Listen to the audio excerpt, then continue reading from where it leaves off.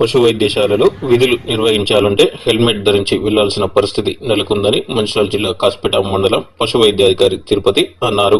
ఆయన మాట్లాడుతూ పశు వైద్యశాల శిథిలావస్థకు చేరుకుందని తెలిపారు. వర్షాకాలం వచ్చిందంటే వర్షపు నీరు గోడల నుంచి కారుతుందని, గత 6 సంవత్సరాల క్రితమే స్టోర్ రూమ్ లో పైపెచ్చులు ఊడి కింద పడడం జరిగిందన్నారు.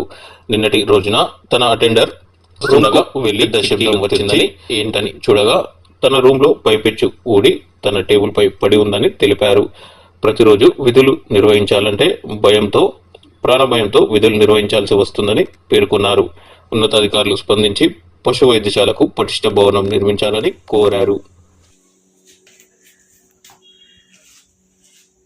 నమస్తే అండి, నా పేరు డాక్టర్ తిరుపతి. నేను గత 13 సంవత్సరాల నుంచి ప్రాథమిక పశు వైద్య కేంద్రము కాసిపేటలో పనిచేస్తున్నానండి. అయితే మా పశు వైద్య కేంద్రం యొక్క భవనము చాలా శిథిలావస్థకు చేరుకున్నదండి. మొత్తం వర్షాకాలం వచ్చిందంటే మొత్తం లోపల నీళ్ళన్నీ అడుస్తూ ఉంటాయండి, నీళ్ళన్నీ లీక్ అవుతూ ఉంటాయి.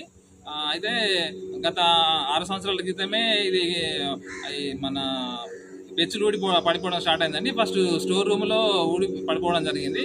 అప్పటి నుంచి స్టోర్ రూమ్లోకి మేము ఎవరం వెళ్ళట్లేదు. ఒకవేళ అత్యవసరమై వెళ్ళాల్సి ఉంటే కంపల్సరీ హెల్మెట్ ధరించే వెళ్తామండి.